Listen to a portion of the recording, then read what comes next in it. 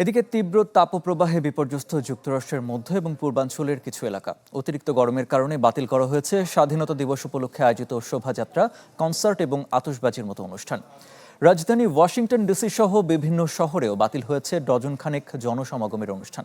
এমনকি মার্কিন president Donald ট্রাম্পের উদ্যোগে যুক্তরাষ্ট্রের ২৫০তম প্রতিষ্ঠাবার্ষিকী উপলক্ষে আয়োজিত গ্রেট আমেরিকান স্টেট ফেয়ার সাময়িকভাবে বন্ধ করে দেওয়া হয়।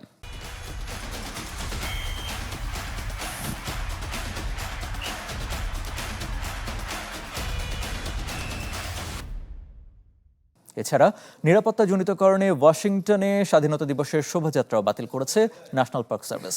কোথাও কোথাও গরমের তীব্রতা এত বেশি যে রাস্তায় হাঁটার সময় জুতার তলা গলে নরম হয়ে যাচ্ছে। অতিরিক্ত গরমের কারণে দেশটির ১৮,৫০,০০,০০০-এর বেশি মানুষ তাপপ্রবাহ সংক্রান্ত সতর্কতার আওতায় রয়েছেন।